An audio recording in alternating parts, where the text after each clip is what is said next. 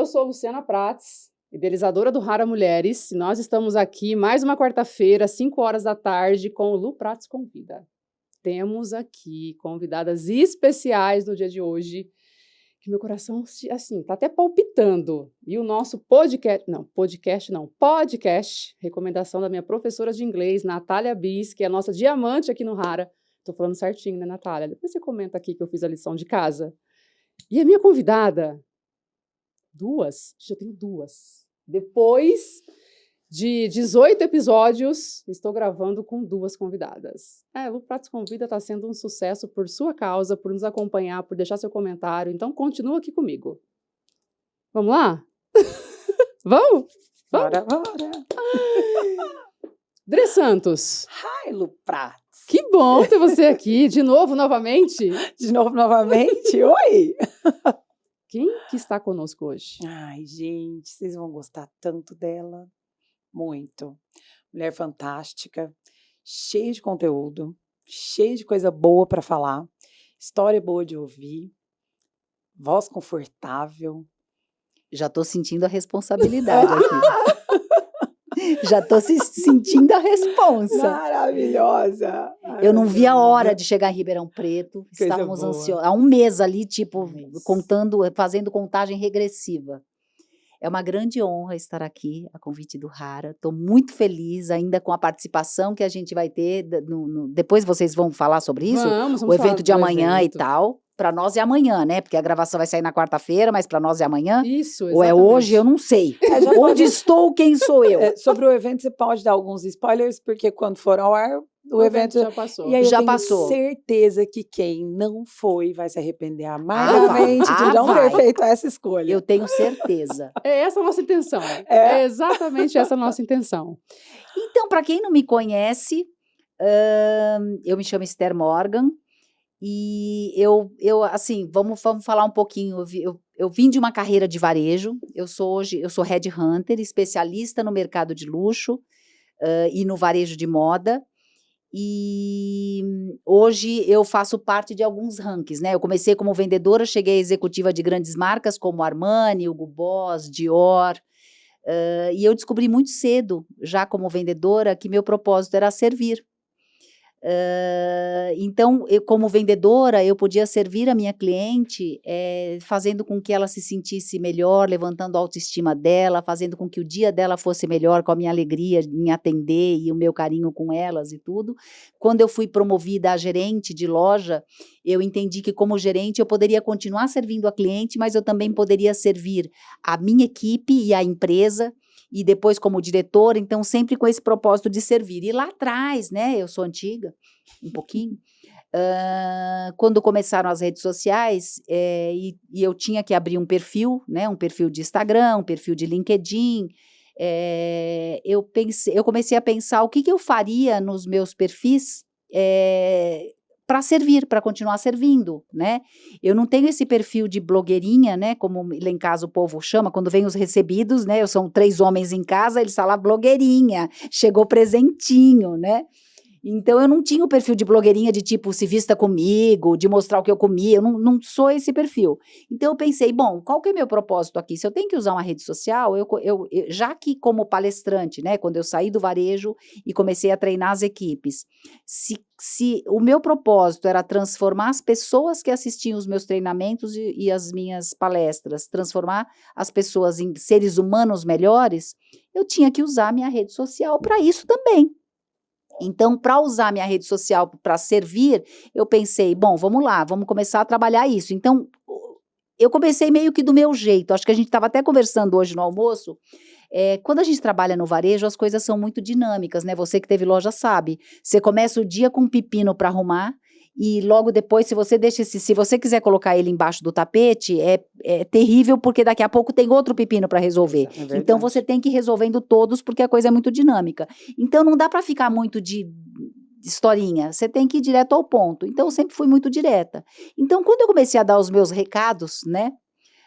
na internet, ali nas minhas redes sociais, eu sempre sou muito direta, e eu fiquei famosa pelas minhas frases.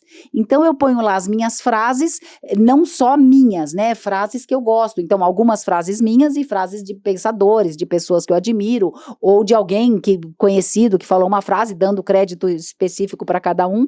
Eu sou conhecida pelas frases e os textões. Então a gente fala assim, como assim, né? Quem faz textão? Mas eu entendi, até pelo engajamento espontâneo ali nas minhas redes sociais, que as pessoas leem os meus textões. Então eu falei, é esse o caminho. Então, às vezes, eu passo o recado, às vezes eu estou conversando com um vendedor de loja que eu treinei ontem, às vezes o meu recado é para o patrão, às vezes o meu recado é para uma mulher, às vezes é alguma coisa que aconteceu em casa, ou para o meu filho, ou para uma amiga. Então, eu vou abordando esses assuntos. E eu comecei a entender que em alguns assuntos eu tinha um engajamento maior. E aí que eu comecei a perceber que mais do que um propósito ali, eu tinha um chamado. Quando eu comecei a falar sobre etarismo, né, hoje ali eu estou num ranking, né, eu sou top voice no LinkedIn, e eu estou num ranking das 100 mulheres mais influentes do mundo por defender a causa do etarismo. Sou a quinta pessoa, a quinta pessoa mais, que tem mais, sou quinto lugar em engajamento de pessoa de RH, no LinkedIn também, eu estou em quinto lugar de pessoa mais influente, e nos top 100 eu também estou em 24º lugar das pessoas mais influentes do Brasil. Ali junto com personalidades famosíssimas. E aí você fala assim, alguém te deu esse prêmio, por quê? Não é nada disso, é engajamento. Então a Favicon, que faz que tira esses rankings, né, que olha ali qual é o nosso engajamento, é quantas curtidas, quantos compartilhamentos e tal. E quando eu falo sobre etarismo, é quando eu tenho o maior engajamento, e aí eu percebi que é um chamado, porque pelos comentários que eu recebia, tanto no direto, quanto no público. Por que chamado? Eu recebi, assim, alguns relatos de pessoas que eu tive a impressão que fizeram até coisas terríveis com si próprias. Sabe aqueles textos assim que as pessoas falam assim, Esther, eu estou há 1 ano sem conseguir emprego, não estou conseguindo pagar minhas contas, estou pensando em desistir, e eu já desisti, e aquela pessoa some da rede social. Sabe quando você fala assim, gente, isso é mais grave do que eu estou pensando, muito mais grave do que eu estou pensando. Tão grave, que assim, para quem ainda não entrou numa rede social minha, ali no LinkedIn, é o Esther Morgan, sempre Esther Morgan Excelência, ou Esther Morgan Oficial. Na semana passada, eu vi uma foto da Alessandra, de uma pessoa que eu não sabia quem era. Ela foi com uma plaquinha para a Avenida Paulista, ela escreveu num cartaz escrito assim, olha, eu me chamo, esse é meu nome, eu tenho 50 anos, eu sou pós-graduada em turismo, bilíngue, e eu preciso de um emprego, e não estou conseguindo. Então pensa, o que leva uma pessoa aí para um farol, para falar, pelo amor de Deus, alguém me deu um emprego? Então percebe, com 50 anos, formada, pós-graduada e com inglês. E eu repostei isso, fui buscar quem ela era, entrei no direct dela, falei que eu estava postei sobre isso. Eu não sei exatamente, mas acho que até a última vez que eu vi, eu tinha mais de 2.500 comentários, mais de, sei lá, 2.000 compartilhamentos, é uma coisa insana. E para as pessoas compartilharem é porque elas estão vivendo essa dor. E ainda mais numa plataforma como o LinkedIn. É uma plataforma de empregos. E, de fato, se você começar a ler os relatos que as pessoas, os comentários das pessoas nas postagens sobre etarismo, é assustador. Porque, de fato, lembrando que o etarismo não é um problema só do Brasil. Tá? É uma questão mundial, só que no Brasil acho que a gente é um pouquinho mais, porque, por exemplo, quando a gente viaja para fora, a gente vê um caixa de supermercado, um velhinho de cabelo branco, de seus 80 anos, você vê em vários lugares, aqui no Brasil você não vê. Então existe o etarismo, e o que eu tenho acompanhado através das redes sociais é que essa questão do etarismo começa aos 45 anos. Me fala, Vamos entrar aqui nesse ponto do etarismo. Estou entrando no etarismo. Você está entrando. Então, 45 anos você já não consegue um emprego. O que é... Vamos falar na prática mesmo. Tem várias mulheres nos ouvindo. O que é o etarismo? O que é o etarismo? É a discriminação de uma pessoa simplesmente por causa da idade dela. E seja uma idade mais avançada? A partir dos 45. Eu, como headhunter, porque o que eu faço hoje? Quando eu saí do varejo, eu montei a Excelência, e a Excelência presta 2 tipos de serviço. Recrutamento e seleção para a área de varejo de moda, somente para a Praça de São Paulo, e treinamento e capacitação para o Brasil todo, tá? Recrutamento e seleção, o que acontece? O meu cliente me passa um briefing de qual o perfil que ele quer. Olha, eu estou precisando de um gerente de marketing. Ele me passa a faixa etária, ele me passa, no caso de varejo de moda, até a aparência, né? Uma vendedora, eles me passam até a aparência, o peso. É um setor que discrimina quase tudo. Quase tudo. Eu tenho marca internacional que não contrata quem tem a tatuagem nas mãos, quem tem a tatuagens aparentes. Então, é um setor que discrimina quase tudo. Só que, sei lá, vamos falar que de cada 100 vagas que eu recebo, quantas você acha que o cliente me fala, Esther, pode ser alguém com mais de 40 anos? Nenhuma. 3 ou 4? Imagina mais de 50 e mais de 60. Isso quer dizer, Esther, então nas lojas de luxo lá de São Paulo, do Iguatemi, do Cidade Jardim, não tem gente mais velha trabalhando? Tem, que são as pessoas da minha geração. Então, eu tenho várias pessoas que foram, porque eu vim como vendedora. Se eu estivesse no mercado hoje, eu provavelmente eu ia estar em alguma dessas lojas. As melhores vendedoras do mercado são as que vieram junto comigo. Então, em várias das marcas internacionais, tem as vendedoras, mas porque elas já estavam no varejo e porque elas possuem a melhor carteira de clientes de São Paulo. Então, tem pessoas mais velhas. Mas aí, vamos supor que elas saiam ou que surja uma vaga, eles vão contratar? Não. Não vão. Não. E existe alguma habilidade específica que esse público seu solicita para essas pessoas acima de 45 anos? Não existe uma habilidade específica que eles solicitam, porque eles não solicitam. Eles não querem contratar pessoas mais velhas. Mas qual é o preconceito?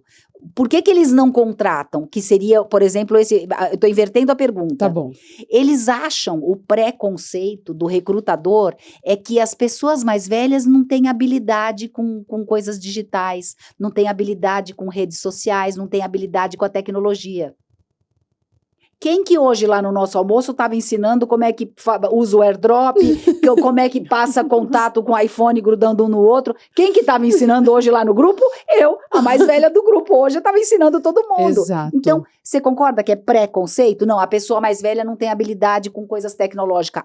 Alô? Exato. Quem falou? As pessoas mais velhas, elas não vão ter energia. Eu desconheço alguém que tem energia que eu tenho.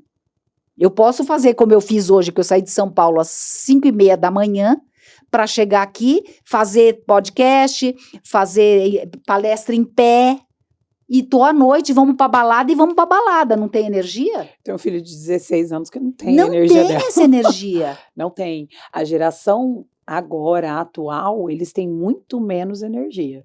Então, e a gente tem um outro dado alarmante e assustador que eu acredito que a gente possa virar o jogo do etarismo. A nova geração não quer trabalhar. Hoje, a gente tem uma crise de falta de mão de obra absurda no Brasil todo. Hoje, a maior dor do empresário hoje é contratar uma equipe.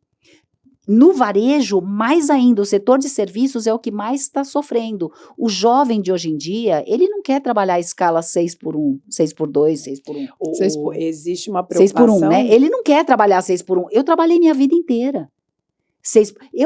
Para vocês terem uma ideia, eu falo assim, alguém já fez, eles reclamam da carga horária, né?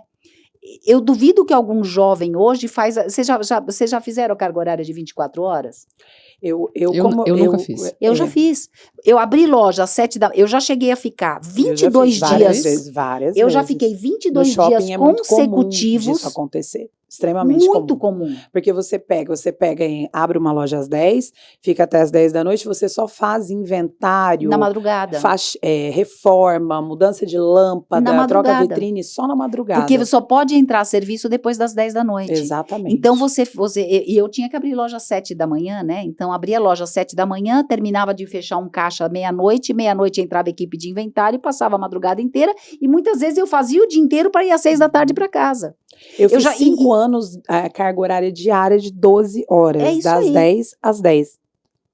Muito tempo, muito tempo. Não, mas assim, essa das 10 às 10, como eu era gestora de loja, por exemplo, quando eu inaugurei a primeira marca, opa, eu batendo no microfone, a Esther Estabanada, aquariana.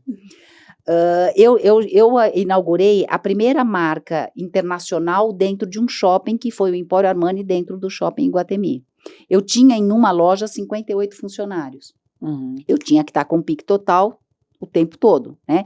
Eu tinha que abrir a loja às 7 da manhã para toda a parte de arrumar vitrine, manutenção, tarará, tarará, e saía meia-noite quando conseguia terminar de fechar o caixa. Eu cheguei a fazer esse turno, tipo assim, o meu recorde, por vários dias isso acontecia, mas o meu recorde foi 22 dias consecutivos fazendo esse turno. Nem hoje que eu viajo eu fico 22 dias fora, e com um bebê de 1 ano e um de 3. Tá bom? Essa geração não aguenta isso. Eu tinha 30 anos, tá tudo bem. Mas a geração de hoje não está disposta a isso. Mas, Esther, por quê? Ai, porque eles são preguiçosos, vagabundos. Não é isso, não. É porque eles nasceram com acesso à informação na palma da mão. Eles são uma geração que eles preferem ser felizes. Eles preferem ganhar menos do que se sujeitar a isso. Exato. Hoje, qualquer um com um celular na mão e uma rede social consegue levantar um dinheiro, consegue ganhar dinheiro na internet trabalhando 2, 3 vezes por semana. Hoje você tem um jovem que cria um jogo, ou faz uma música, ou cria alguma coisa e viraliza na internet e fica milionário da noite para o dia. Por que eu vou me sacrificar numa loja? Então, vamos lá. A gente tem uma falta de mão de obra tão grande que até redes como o McDonald's, por exemplo, fast foods, eles estão tendo mais reclamações no Reclame Aqui, aumentaram o número de reclamações. Por quê? Porque eles não têm a quantidade, eles não conseguem fechar o quadro. Então, quando você não consegue fechar o quadro e você tem ali etapas de serviço, você vai entregar o x-salada em um tempo maior. Então, você vai ter mais reclamações, porque não tem mão de obra. Então, ok, não temos mão de obra porque o jovem não quer trabalhar. Aí, o que eu escuto, né, o que eu leio, né, na verdade a gente fala escuto porque na rede social a gente não escuta, a gente lê, né? Mas o que a gente entende, assim, quando eu levo os meus haters, as minhas broncas, é que o pessoal fala assim, também pagando salário de fome, eu concordo. Eu concordo que o salário, talvez, de um atendente de um McDonald's ou de uma fast food possa ser um salário mínimo, um pouco mais do que o mínimo, o salário da classe, e que é pouco. Só que para o empresário é muito. Sim. Para quem paga, porque o que é muitas vezes, quando a gente ouve esse comentário de que por esse salário de fome que você paga eu não posso trabalhar, é que para um salário que eu pago de R$2.000, ele custa para mim 4. Então, imagine eu ter 10 funcionários de 4.000, quanto que para mim, para o meu bolso sai por 4.000, eu não tenho condição de manter o meu negócio e manter uma folha de pagamento de 40.000. E eles esquecem muito que também precisa se começar, né? Eu preciso começar, eu preciso adquirir uma experiência, eu preciso passar por algumas etapas, até para que, por exemplo, eu tenho uma parceira de trabalho que ela teve uma franquia do Bob's por alguns anos. E ela contou, nós estávamos discutindo inclusive sobre esse tema semana passada, e ela comentou exatamente isso. Eu tive uma franquia por anos, e a primeira coisa que eu fiz foi ficar meses fazendo todas as etapas que a frente faz. Para não ficar na mão, porque se faltar alguém eu vou lá. Exato. E faço. E você precisa treinar, como que você vai delegar o que precisa ser feito, mesmo que eu queira ser um jovem hoje, que eu quero me tornar um empresário, eu vou precisar passar pelas etapas. Elas são, não tem como eu pular isso. Mas o jovem hoje, então, o jovem hoje, ele não entende. Isso. Eu entrevisto meninas que acabaram de sair da faculdade de moda, por exemplo, e eu falo, então, que tipo de cargo você gostaria? Eu penso em ser diretora de marca. Eu falo, alô? Eu fui diretora de marca, tipo, trabalhei 20 anos no varejo, fui conseguindo cada etapa de crescimento, ralei anos como vendedora, para depois ralar anos como gerente, depois ralar anos como supervisora, para depois chegar numa executiva de uma marca. Então, só que o jovem, ele tem informação imediata. Como assim vou esperar meses, anos?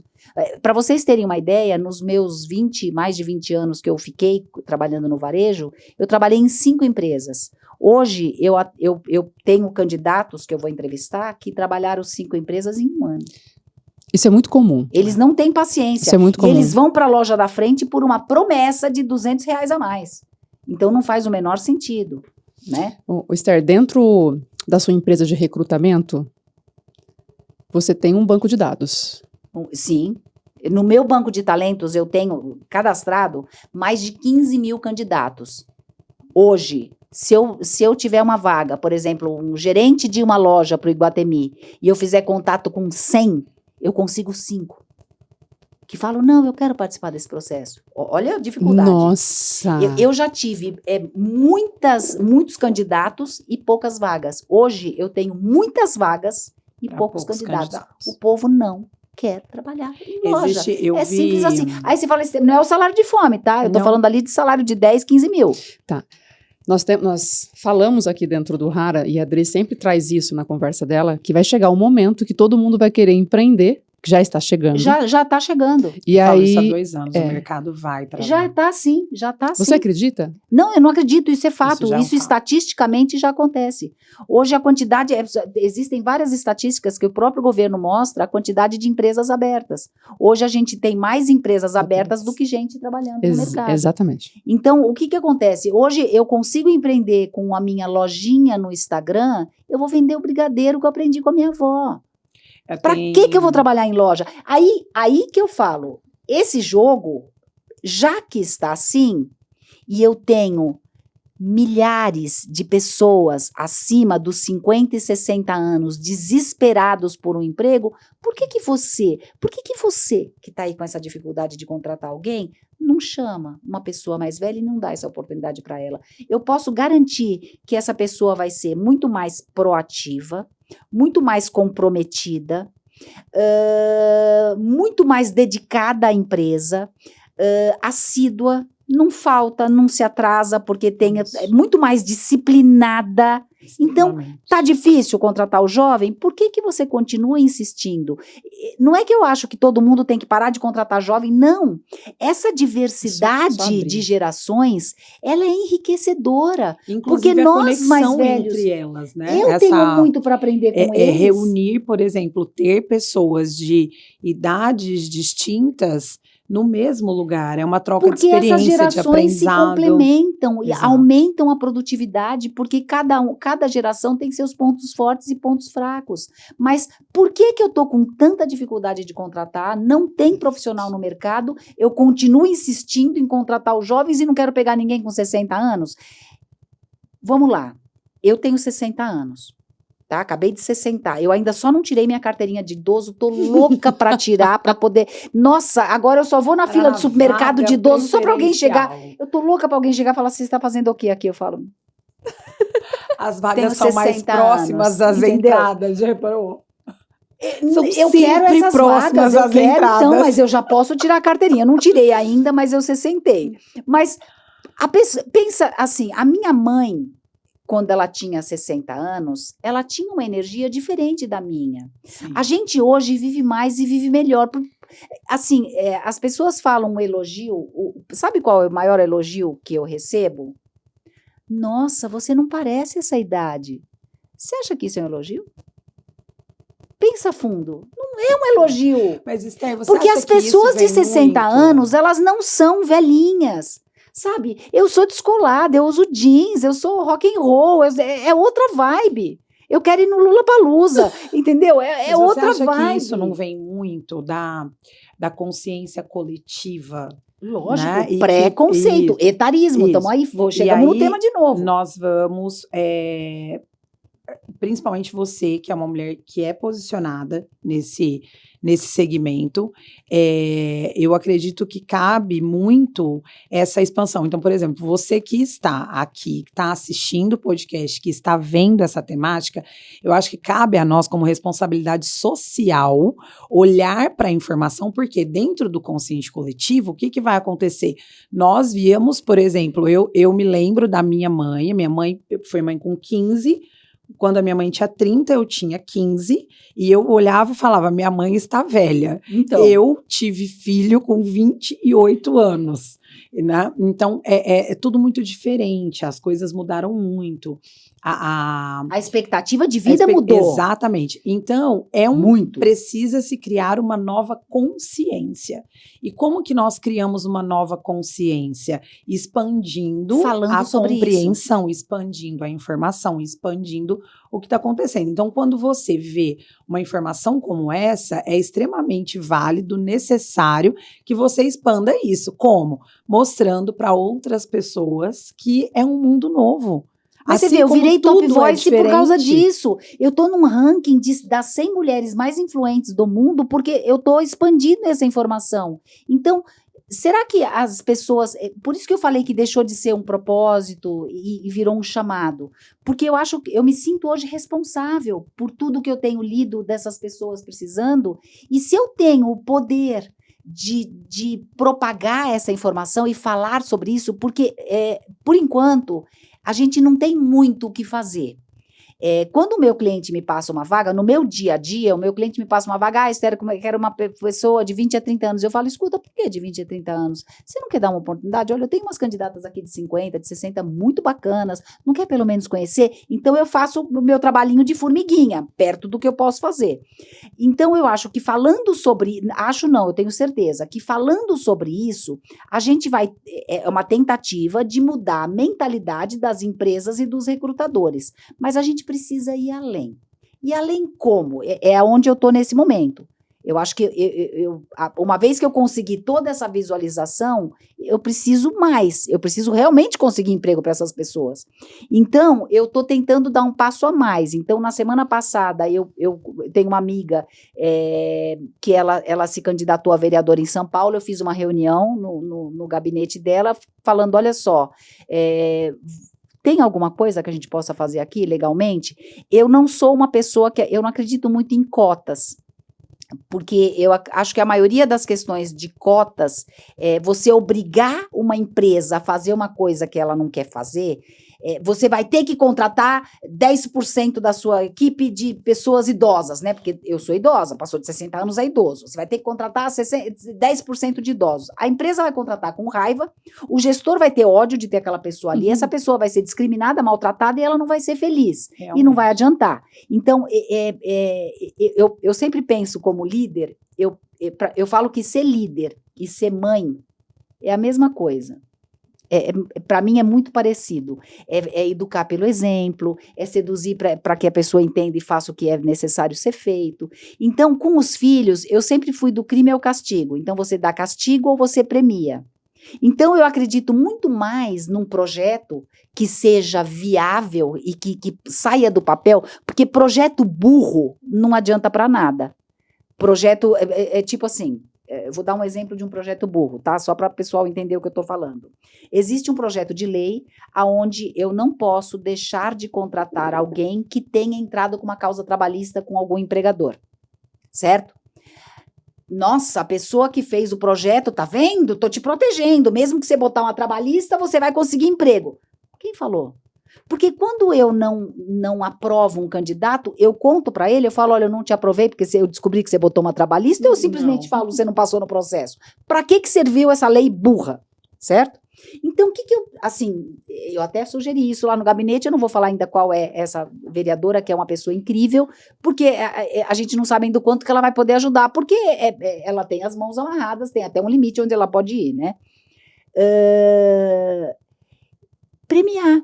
Olha só, para cada contratação que você fizer para um 60 a mais, você tem um desconto no imposto. Perfeito. Você tem uma isenção de algum encargo trabalhista. Você tem... Então, talvez esse incentivo seja mais interessante do que colocar uma cota.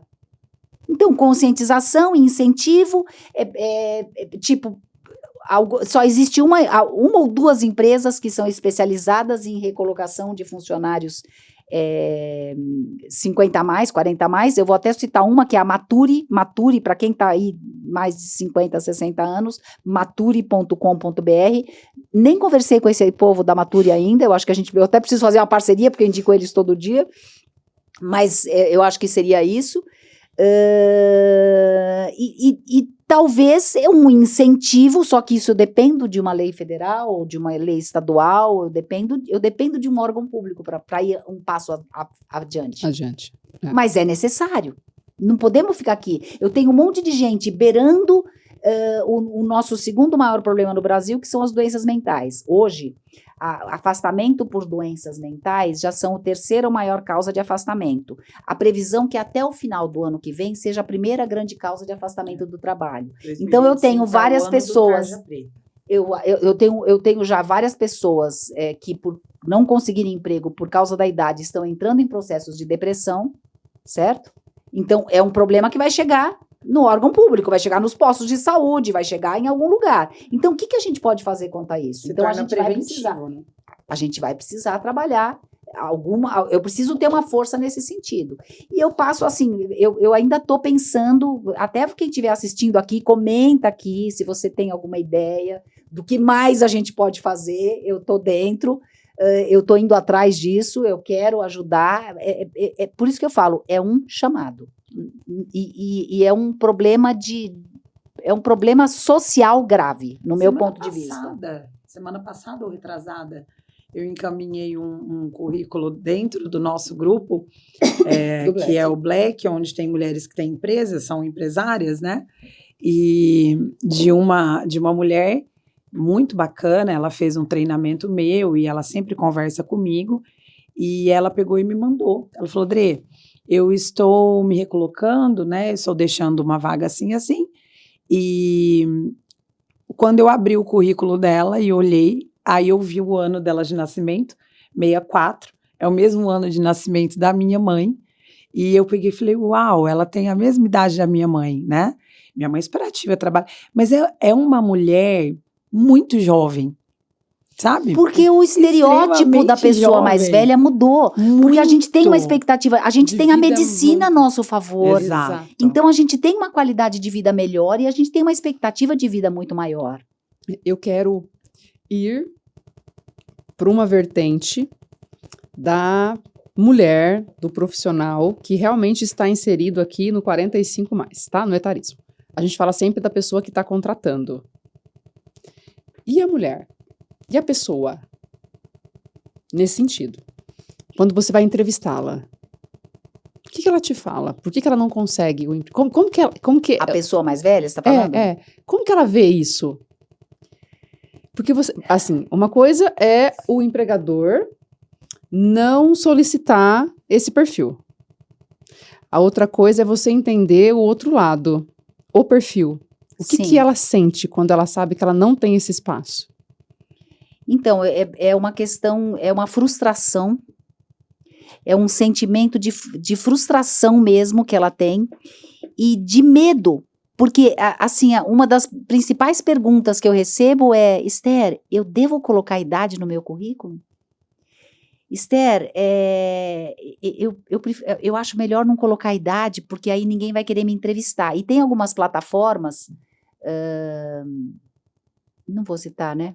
Não precisa, mas se quiser, adoro. Não, a plataforma mais famosa de emprego hoje, que a maior das empresas usam, começa com G, termina com Y, tá? 4 letras, começa com G, termina com Y. Eu usava 100%. Então, a plataforma, ela trabalha com uma inteligência artificial. Então, os relatos que eu recebo é de que a pessoa, na hora que coloca o ano de nascimento, já é rejeitado, não consegue, não vai além, nunca recebeu uma proposta de emprego, mas aí o pessoal fala assim, porque essa plataforma, né, que ódio. Só que não é a plataforma. Por quê?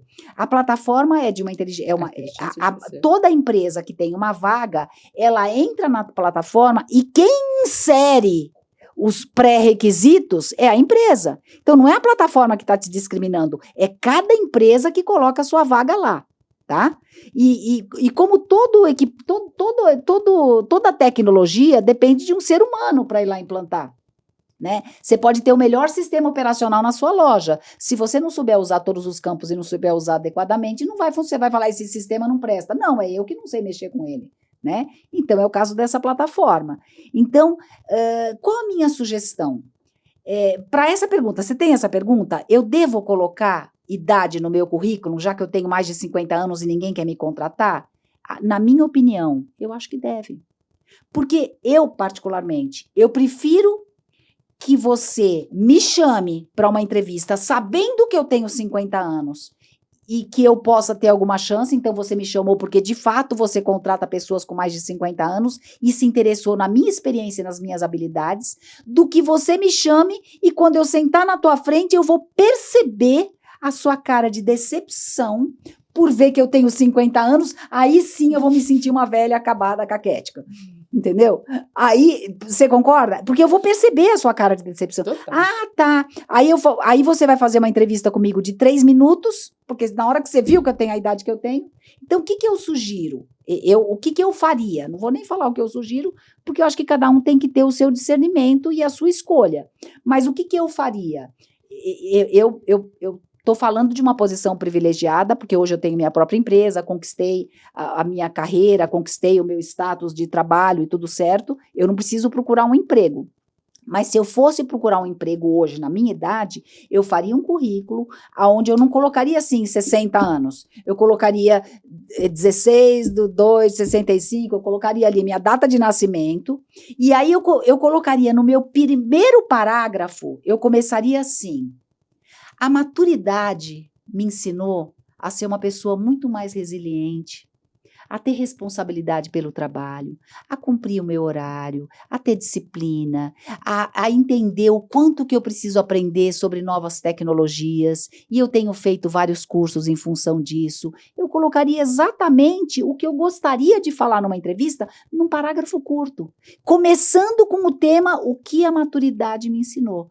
Aos meus 60 anos, eu aprendi, e eu falaria até minha lição mais importante, que inclusive eu vou falar amanhã, a lição mais importante que a gente aprende dos 40 para cima, eu aprendi que ser feliz é uma escolha, não é uma consequência.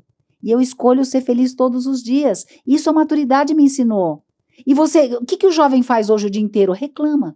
Reclama, reclama, reclama.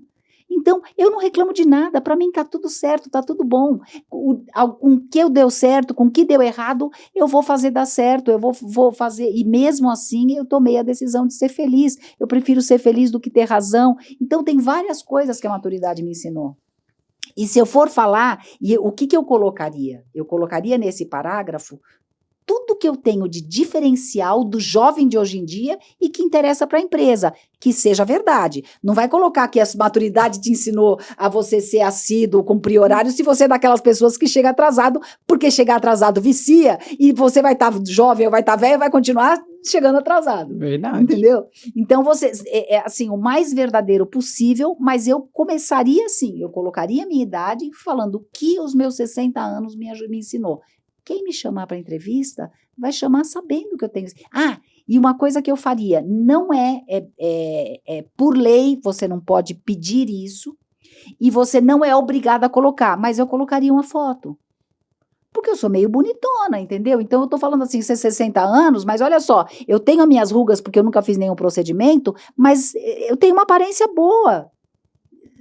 Eu não vou envergonhar os seus clientes. Usar a meu favor as minhas qualidades e as minhas habilidades. Lógico. Eu tenho 60 anos, olha só a minha aparência. Tudo bem para você? Então, com o currículo, hoje, eu colocaria uma foto. Não é obrigado, tá? Esther, por isso que eu falo, eu não estou nem sugerindo. É uma estratégia, né? É uma estratégia. É uma estratégia. Perfeito. Para aquela empresária, vou falar da mulher mesmo, tá? Que quer contratar uma colaboradora. Qual que é o principal perfil que ela precisa buscar pensando em aumentar as vendas? O meu mantra hoje é: contrata a atitude, o brilho nos olhos e a vontade de trabalhar, e treine as habilidades. Eu prefiro pegar uma pessoa crua, mas que fala, eu quero trabalhar, sabe, que logo que entra para a entrevista já dá um sorriso. Contrata o sorriso. Porque não adianta eu querer pegar uma pessoa com as principais características que eu preciso, vendeu nas minhas maiores concorrentes, eu trago para minha loja e é uma pessoa mal-humorada, mau caráter, de má vontade, reclamona. Caramba. E assim, eu prefiro contratar o brilho nos olhos, porque pensa só, eu sou uma vendedora águia, modéstia à parte, não preciso nem ser modesta, porque eu sempre fui ponta como vendedora, sempre fui ponta como gerente, que para mim, segundo lugar não era lugar. E o que você fazia de diferente para ser a ponta, a primeira? Gostar de pessoas. Eu gostava do que eu fazia, para mim era um propósito, eu gostava das minhas clientes, eu gostava do meu trabalho, eu estudava para fazer bem, eu nunca discriminei um cliente, eu atendia bem, seja lá quem fosse, se o cliente comprasse ou não comprasse, eu fazia com alegria, com amor, com prazer. Eu acho que é isso que fazia, nunca menti para um cliente, tipo, empurrei coisa, leva porque isso, porque aquilo, eu nunca foquei, eu sempre fui ponta e sempre foquei na minha meta. Eu acho que quem trabalha com vendas tem que gostar de vender e tem que ser focado na meta. Eu tenho que querer bater meta. Bater meta Eu tenho que querer bater meta. É muito bom. E eu tenho sangue de vendedora. Só que eu sou a vendedora que eu chegava para minha cliente e falava, não, você não vai levar essa camisa hoje porque você já tem uma igual. Ou não ficou bem para você. Tipo assim, eu perdi uma venda se não fosse bom para o meu cliente. Sempre fui assim também. Então, é a honestidade com o meu cliente, mas vendedor pode ser honesto, eu sempre fui e sempre vendi bem. Então, é a honestidade com o cliente, é de fato servir ao cliente. Se eu estou servindo ao cliente, eu vou oferecer produtos que atendam às necessidades dele, mesmo aquelas necessidades que eu mesma criei. Porque eu sempre trabalhei no mercado de luxo, ninguém precisa de uma bolsa Chanel. Quer dizer, a gente precisa, né? Mas é um luxo. Faz bem. É um luxo. É um luxo. Não estou vendendo arroz, feijão, né? Então, eu acho que o que fez com que eu me destacasse foi o meu espírito de equipe, porque existe a pessoa que é ponta de loja, mas que é fominha, mau caráter, rouba a vez dos outros, tal. Eu sempre fui colega, eu sempre fui equipe. E eu nunca fiquei na rodinha, eu nunca fiz fofoca, eu nunca reclamei, eu sempre fui muito focada no meu trabalho, porque eu penso assim, eu sempre fui comissionada, então eu sou comissionada, o tempo que eu estou numa rodinha reclamando e falando mal dos outros, eu não estou vendendo, e eu saí da minha casa, deixei marido, filho, minha ginástica, meu bem-estar, meu lazer, para ir para a loja trabalhar, eu estou lá para vender. Então, quando formar, e eu sempre fui, assim, muito comunicativa, e assim, eu acho que a minha alegria sempre atraía as pessoas, a rodinha vinha em volta de mim. Na hora que eu via que a rodinha veio em volta de mim, eu falava, nossa, gente, eu preciso pegar uma coisa no estoque. Eu ia para o estoque, arrumava estoque, virava estoque, eu decorava o estoque. Isso então, eu era estratégica. Para os outros vendedor colegas, de moda ou de shopping, que eu não seja, perdia decorar tempo. O estoque é primordial. E aí, o que o colega fazia? Ele falava, Esther, tem aquela camisa, essa aqui tem 42? Eu falava, tem, na prateleira 14, do lado esquerdo, em cima do negócio e tal, porque o tempo que eu tinha ocioso, eu não ficava fazendo coisas que não levam a nada. E isso é um detalhe, inclusive, que muitos lojistas hoje não usam, né? Exatamente. Que é esse decorar o estoque. Imagina, quando você vai comprar, diminui super a margem de erro na compra, né? Aprimora muito o que você vai comprar para encaixar com aquilo que você já tem, faz você girar um estoque, ou seja, você nunca vai ter coisa antiga. Não, mas aí o dono de loja, casando. Mais do que decorar, ele tem que trabalhar com dados e números, ele tem que ter um sistema operacional e fazer uma grande análise. Mas hoje em dia, com a quantidade de microempreendedor e lojista pequeno que tem, isso não é uma realidade. Não, não é. Isso não é uma realidade. E para reter o colaborador? 5 dicas. Não, 5 é muito. Vamos pegar 3 dicas, vai. 3 dicas para você reter um colaborador. Primeiro lugar, liderança. Se eu estou tendo muito turnover na minha empresa, seja uma loja, seja qual segmento for, eu primeiro tenho que olhar de cima para baixo. Eu tenho um líder. Esse líder é o responsável principal por reter a equipe. O que esse líder precisa fazer para reter a equipe? Ele precisa ser justo, ele precisa ser imparcial, ele precisa servir essa equipe, entender o papel dele de servir a equipe. Ele precisa dar feedbacks constantemente, porque daí eu direciono a equipe. Então, eu preciso ter um bom líder inclusive, e manter um bom ambiente de trabalho. Se esse líder é o principal responsável por um ambiente de trabalho tóxico, então a primeira coisa é a pessoa entrar num lugar onde ela se sinta bem, ela se sinta pertencente, né? Ela se sinta acolhida. Então, para reter, então, acolhimento, pertencimento, boa liderança, salário justo. Não tem como eu não falar sobre isso aqui. Com salário medíocre, você vai ter gente medíocre. Você quer ter uma equipe bacana? Eu quero uma vendedora, eu tenho uma loja e eu quero ter uma vendedora que tenha vindo daquele meu concorrente top. Tá bom, quanto que você está disposto a pagar de salário? Você vai pagar igual ele paga? Você vai dar os mesmos benefícios que ele tem? Então, eu preciso remunerar adequadamente. Ok. Então, eu falei 3, né? Pertencimento, acolhimento, liderança, salário justo.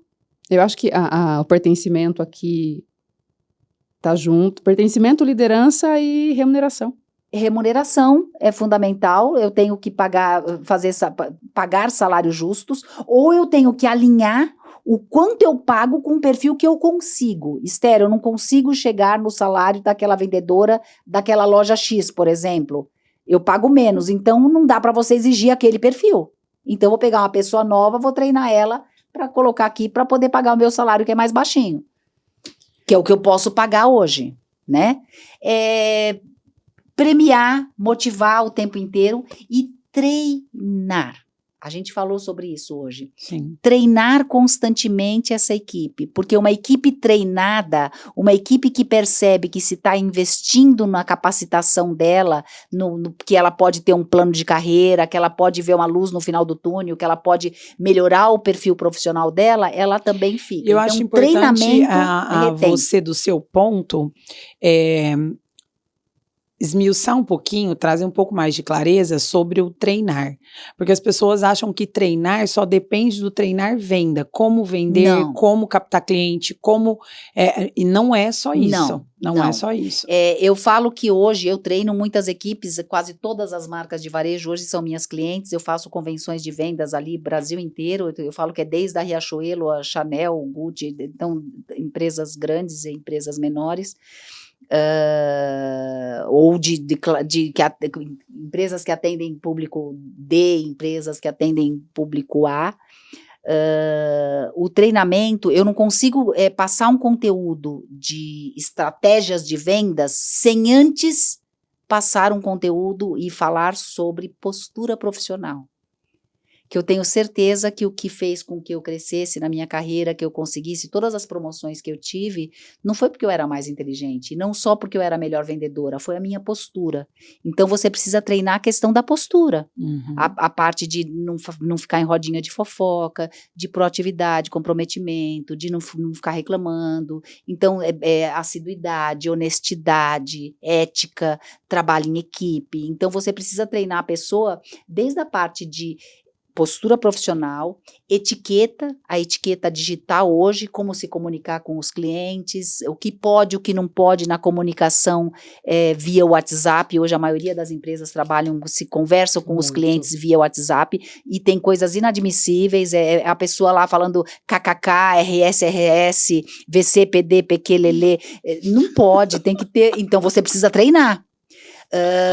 Um ponto que é super importante hoje é que as empresas não devem permitir que os funcionários usem os seus próprios telefones pessoais para se comunicar com os clientes. Tem que ser telefone corporativo. Se a gente só pensar na LGPD, você já é obrigado a ter telefone corporativo. O funcionário, ele pode te processar com hora extra, por exemplo, se ele falar, provar que ele fala fora do horário. Isso dá uma trabalhista, exatamente, mas não só isso, isso é um ponto. E fora que ele usando o telefone corporativo, na hora que encerrou, que ele deixou o telefone ali e foi para casa, ele vai para casa dele, o cliente sabe, vai estar lá a mensagem. Na nossa época, dizendo nós tínhamos que amanhã... os caderninhos, né? E quando você saía, muitas vezes isso isso virava uma super confusão. Então, mas o que acontece? Na hora que você tem... O cliente é de quem? É da loja, certo?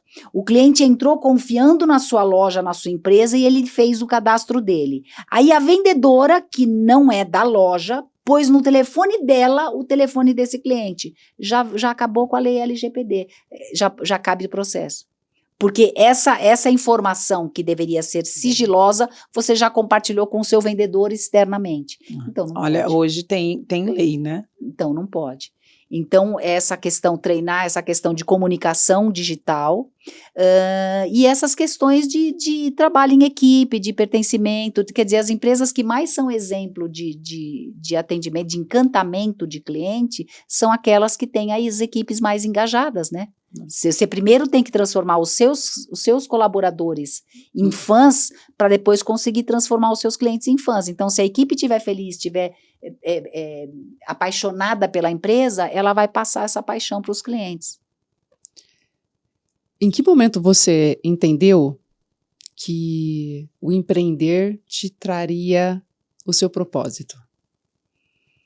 Porque você trilha... Primeiro, é aquela história, eu era uma executiva, ganhava um salário maravilhoso, férias, 13º, tudo lindo, maravilhoso. Quando eu resolvi empreender, eu entendi que tudo dependia só de mim. Se eu não trabalho, eu não ganho, e hoje eu sou essa pessoa, que se eu tiver um problema de saúde e ficar um mês, sei lá, imobilizada, eu fico um mês sem ganhar dinheiro. E com DARF para pagar, com todos os encargos que a gente tem aqui nesse país, então não é fácil empreender. Isso eu acredito que é uma das primeiras coisas que nós devemos pensar. Eu acho que a primeira coisa que a gente aprende, empreender. Exatamente, você tem que, antes de empreender, de ir para esse jogo, você tem que ter jogado bem o seu jogo como CLT. Porque os meus primeiros clientes da excelência foram meus ex-patrões. Os meus primeiros candidatos do meu banco de talentos foram os meus ex-funcionários. Então, eu primeiro fiz um network poderoso aonde eu estava, para eu poder já começar empreendendo com alguma carta na manga, senão é muito mais difícil. E não era tipo ficar rica com a internet em 3 segundos, né? Não existia isso. Então, eu acho que primeiro nunca fechar porta nenhuma, porque você pode precisar daquele patrão que você foi bocuda na hora de pedir sua demissão, ou daquela colega que você tinha treta no trabalho. Então, você não pode fechar porta nenhuma, fazer um bom network para empreender. E na hora que você começa a empreender, eu sugiro muito que quem está pensando em empreender nesse momento, primeiro leia um livro que eu indico, que é o Comece pelo Porquê, do Simon Sinek. Que eu vou sugerir amanhã para as meninas. Por quê? É você descobrir o propósito através do círculo dourado, que aí vocês vão, vai lá ler que vocês vão entender isso. É primeiro entender o seu porquê, para depois achar a solução, o que e o como. E aí vem. No Você é o Sucesso, a gente aplica essa ferramenta. Primeiro o porquê, depois o como e o quê. E o quê. E a gente usa isso dentro do Rara, né? O que vem antes do como? O porquê. O porquê. Porque quando você faz pelo propósito, quando você tem um propósito, qualquer mensagem que você passar para divulgar o seu negócio, ou qualquer estratégia que você criar, ela vai ser muito mais bem vista e vai com muito mais chance de ter sucesso. Você já saiu do CLT porque você fazia o que você não gostava por um salário que você não queria, e vai empreender e vai continuar fazendo uma coisa que você não gosta? Então vai empreender por uma coisa que você gosta. E aí eu dou um recado para as pessoas. Já dando sinal para acabar, não? Já. Vambora. Não, e aí eu já dou um recado para essas pessoas que estão acima dos seus 50 anos e que, tipo, não estão conseguindo emprego, mas eu tô velho demais para empreender. Será? Não existe idade para você mudar alguma coisa. Não existe idade para você recomeçar. Então, seja corajoso. Depois pesquisa, dá um Google em quais os grandes executivos que começaram a ganhar dinheiro e ficaram milionários depois dos 50, depois dos 60. Verdade. Então, não existe idade para a gente seguir os nossos sonhos. Então, busque o seu propósito, busque uma coisa que você realmente gosta, ou uma causa que você queira abraçar, e aí você pensa, eu gosto mesmo disso. Eu estava trabalhando na área de medicina, mas eu gosto de uma coisa super de humanas, ou de, enfim, de exatas. Então, eu vou buscar isso, e aí eu penso, bom, qual a solução que esse meu gosto poderia trazer? E para quem? E como que eu vou fazer isso? Então faz toda a diferença. Então vamos lá, comece pelo porquê, aconselho muito. Eu li esse livro quando me tornei regional. Foi um livro super importante. E para empreender. É. Um outro livro que eu gosto muito também, e que mostra, para quem é de varejo, tá?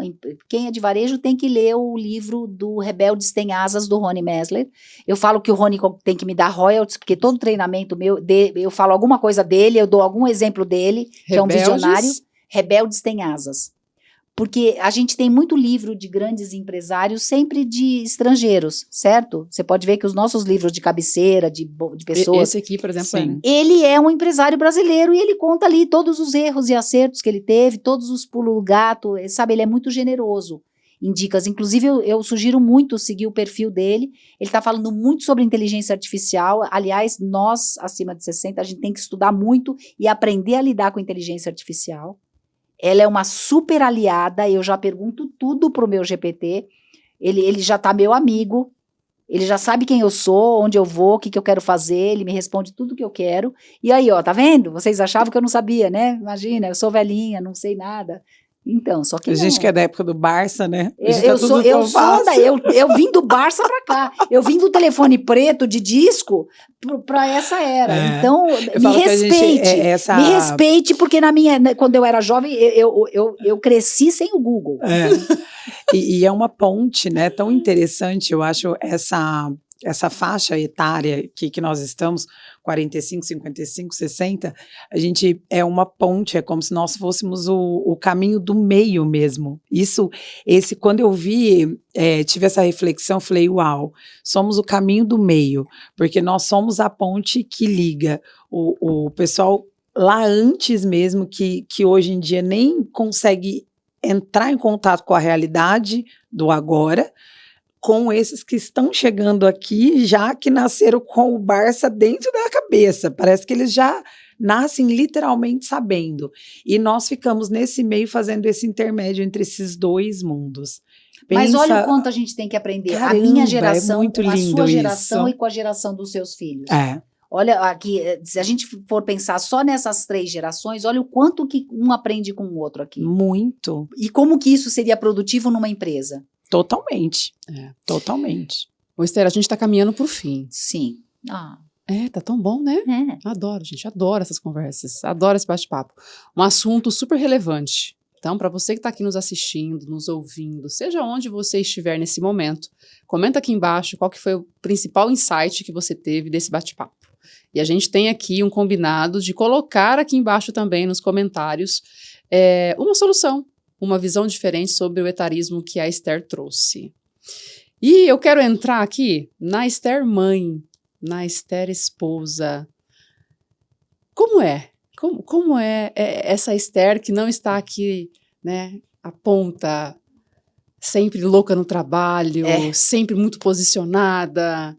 Eu acho que eu não teria chegado aonde eu cheguei sem a minha rede de apoio, meu marido e meus filhos. Então, meu marido, além de ser o amor da minha vida, ele é um super parceiro.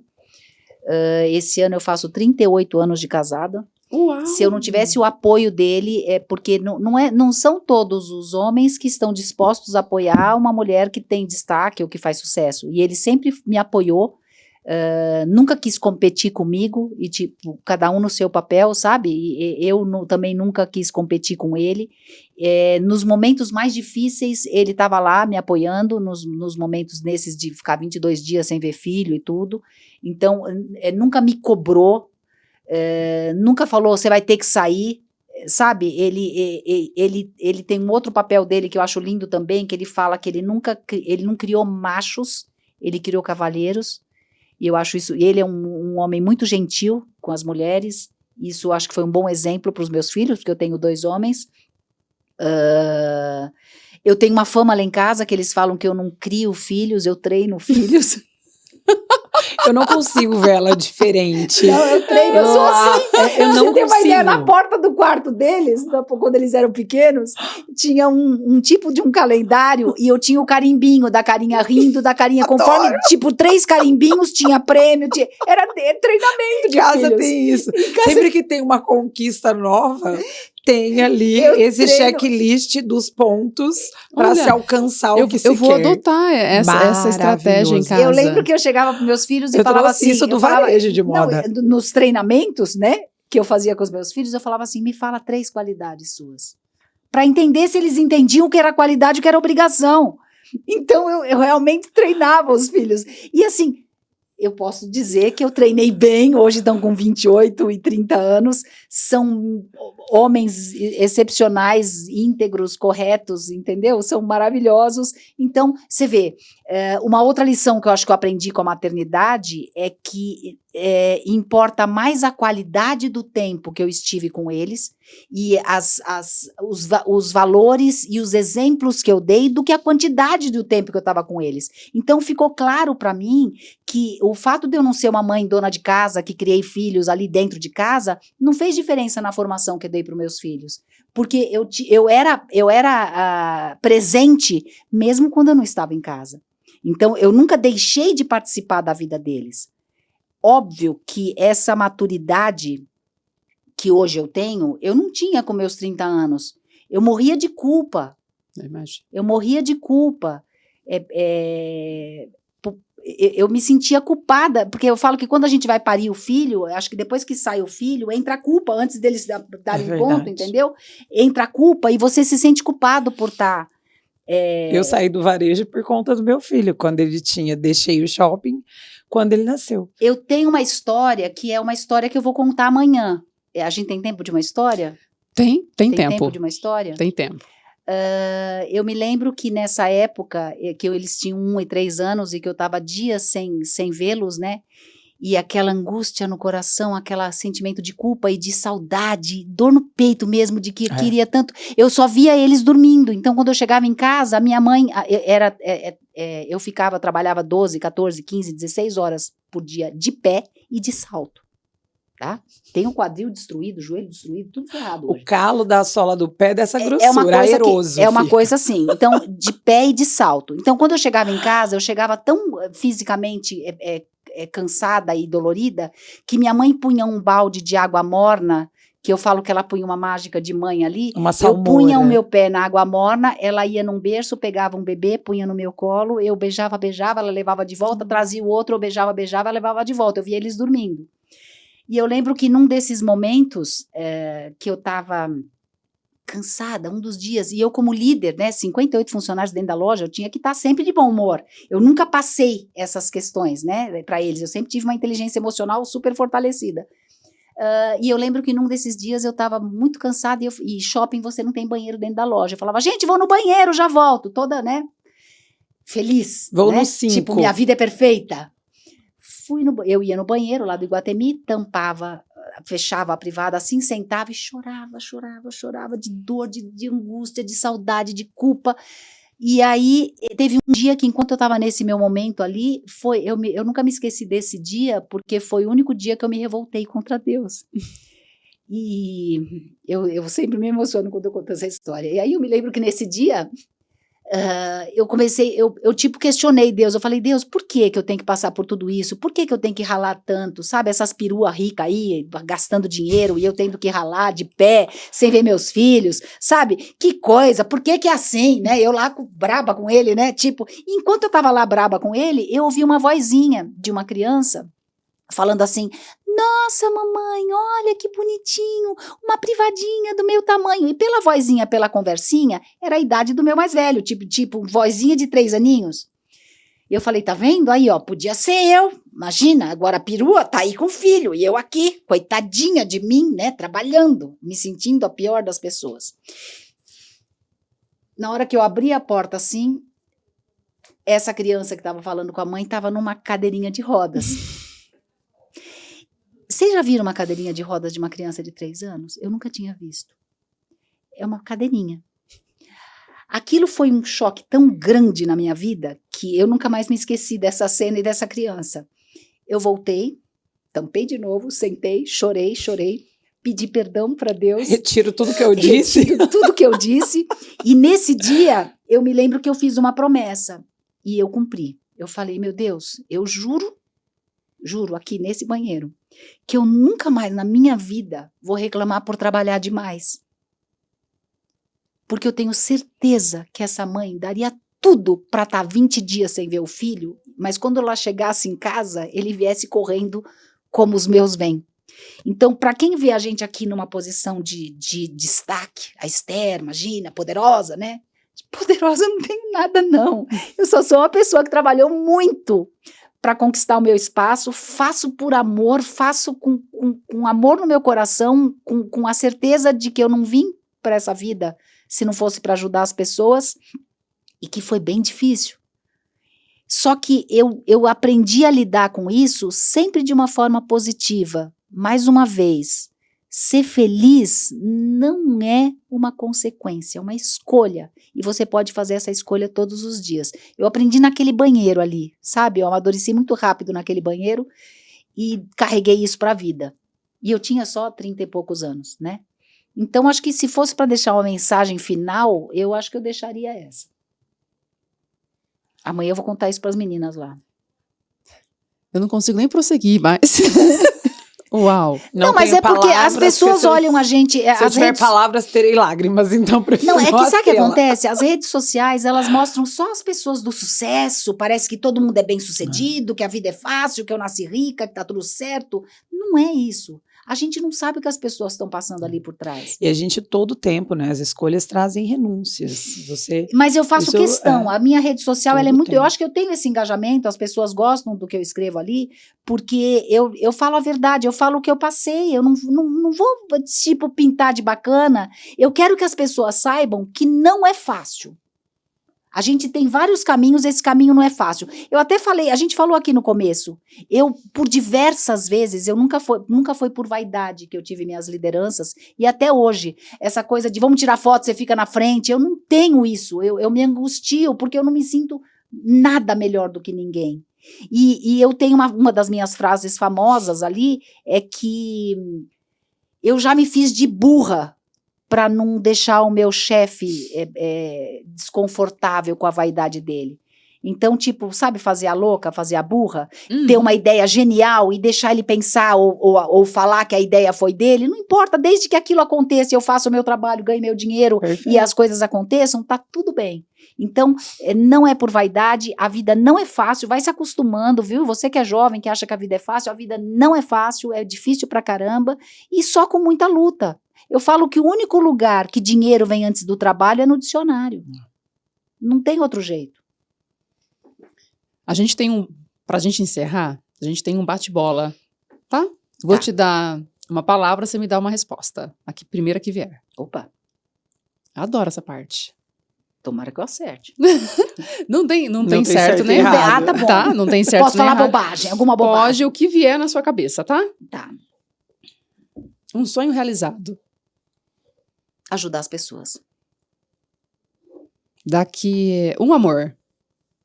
Meu marido e meus filhos e minhas cachorras. São 3 amores. São 3 amores. Não confio em quem não gosta de cachorro e tenho certeza que não presta quem minhas cachorras não gostam. Tô imaginando que você abre a porta e elas começam a latir. Ou rosnar, né? Um sucesso. Mudar uma vida. É quando eu saio de uma palestra e eu recebo alguma coisa de tipo assim, Esther, você mudou minha vida ontem. Mudar uma vida. Esse é o meu maior sucesso é esse. Uma perda.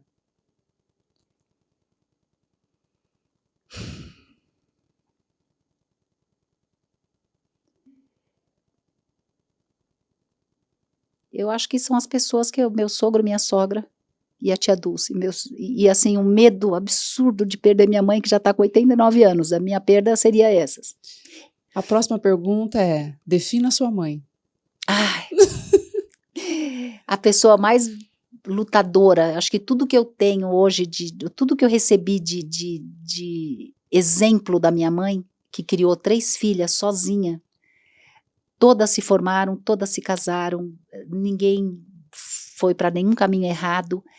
Ela abandonou a vida dela, eu tinha 1, 2 e 3 anos, e a minha mãe abandonou tipo, nunca mais namorou, nada. Ela viveu a vida para nos criar, e um exemplo de pessoa, de ética, de amorosa, minha mãe é minha luz, é o meu maior exemplo. Daqui 5 anos, você estará onde? Curtindo na balada, Lollapalooza ou sei lá o quê. Como assim? Vocês estão achando que 5 anos que eu vou estar velhinha, de bengalinha? Não, vou estar trabalhando em cima de um palco, mudando vidas, viajando igual eu faço. Não vem não, que tipo daqui a 5 anos. Você vai estar no Rara 10 anos, Rara daqui 5 anos. Super, como assim? Arrasou, Palestrando, arrasou. tipo 10 horas de pé e continua. O que é ser rara para você? É ser uma mulher decidida, é ser uma mulher corajosa, é ser uma mulher que apoia outras mulheres. E a sua raridade? A gente sempre tem mais dificuldade de falar sobre nós, né? Uma coisa que minha mãe sempre foi uma pessoa muito humilde, e assim, eu acho que essa humildade eu puxei dela. A minha raridade, eu acho que o meu maior dom é que eu consigo, de fato, tocar o coração das pessoas.